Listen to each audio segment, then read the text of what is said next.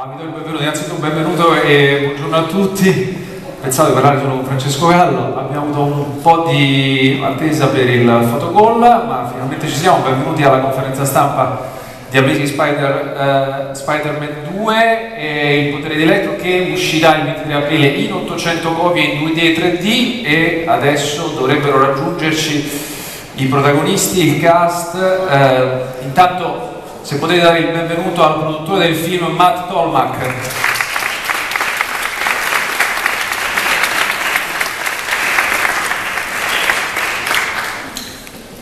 Vediamo se arrivano.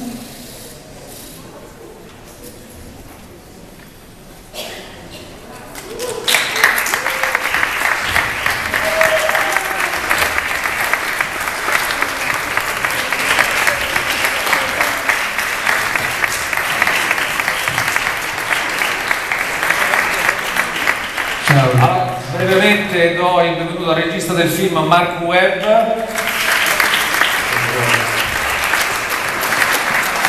alla estrema sinistra Dane DeHann,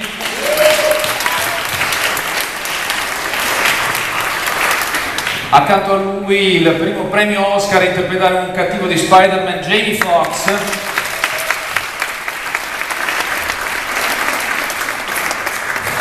Molto bella, in un abito super pizzettato, meravigliosa, la grandissima, buongiorno. Buongiorno. Nella parte di Gwen Stacy, Emma Stone.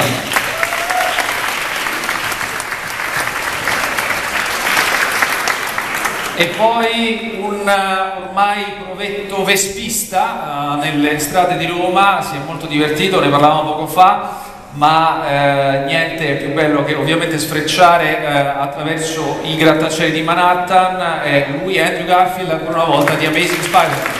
Ciao ragazzi. An uncynical superhero who is going to have to confront the face of evil for the first time, and he will be transformed because of it. You speak Italian? No, he doesn't speak Italian. L'ho studiata a Firenze tanti anni fa. Amazing. No. The Amazing Marc Webb. No, that's all. E la sua compagna, e qualcosa anche rispetto al senso di humor che ha questa serie, che la rende particolarmente apprezzata a partire dal personaggio, e voi l'avete mantenuto. Grazie.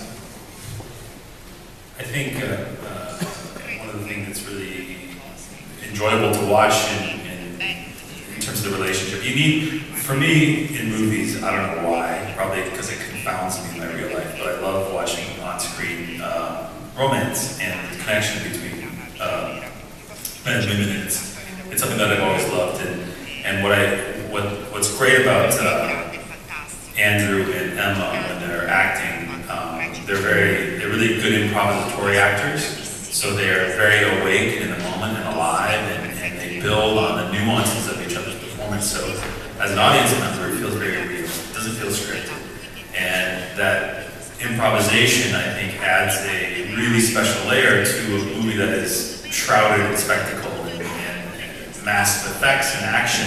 You need that humanity, and I think that that's what you get when you have really wonderful actors like they do.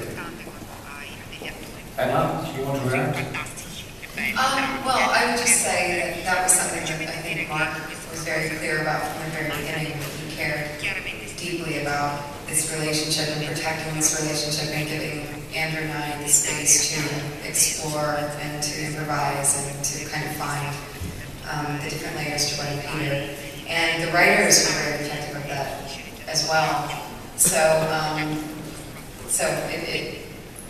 that was a huge part of why I wanted to be part of this movie, was that Gwen and Peter's relationship was just really beautiful, really fleshed out, and meant a lot to me.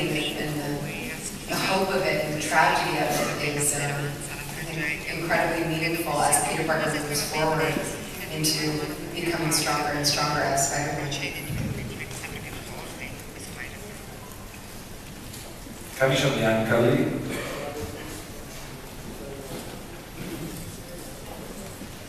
Buongiorno, io ho una domanda per il signor Foxx. Volevo sapere se è stato più difficile interpretare la parte del loser pre-Electro o se invece è stato più difficile, ecco, calarsi in tutta la parte in CGI.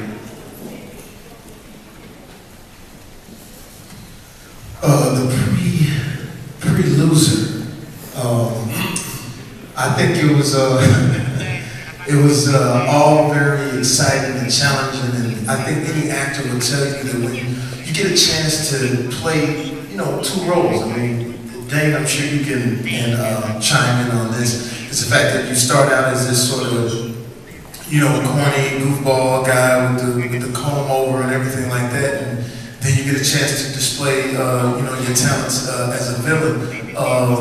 It was. All of it was cool. There were times when playing Max, you know, we got, you know, laugh out loud moments, and then there was times in playing Electro, we had some really villainous and really, you know, exciting moments. So both characters, the pre-loser and the blue loser, were fantastic.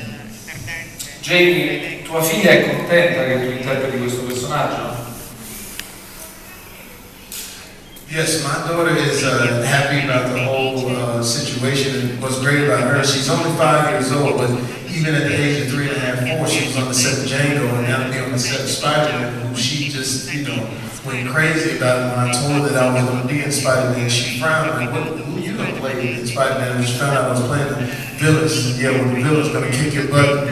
We all had a laugh, but they were great. Mark was great in letting my daughter hang out on the set and dress as Spider-Man while I was dressed as Electro. So, and that just speaks to the franchise. I mean, to be honest, going around the world with these guys, it's been mind-blowing to be in Beijing, Tokyo, Singapore, Malaysia, and see, you know, hundreds of kids dressed up as Spider-Man from age 2 to 5. So it's amazing that the franchise has that type of reach where you can hit kids at the same time. You got my homies that are grown, like, yo, I'm going to take that Spider-Man with my kids. So it's just an amazing franchise to be a part of.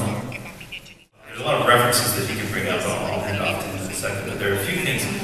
So much about this at the beginning of the process was about joy and about Spider-Man having a blast being Spider-Man and embracing that sort of almost like cartoon-like bombastic quality to all the characterizations. And there was a specific kind of thing. There was a moment where you let go of one web and you're floating in the air before you shoot another web. There was this space, we call it, you know, it's being in the flying in the negative space where it's not connected to anything and it's as close to flight, actual flight, as Spider-Man gets. And I wanted to embrace that moment because it feels totally liberating, totally free. And honestly, that's kind of how we felt as we were doing this process. And then in terms of specific things that, you know, I think Andrew has some good things that he's paid attention to in terms of the physicality.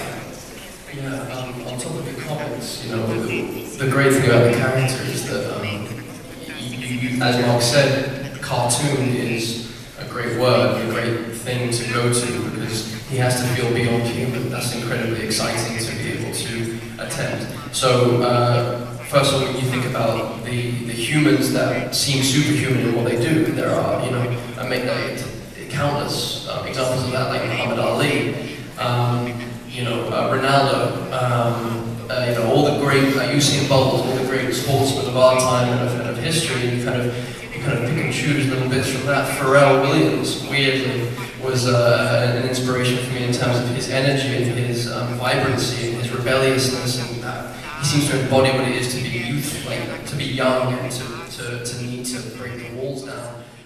So I wanted to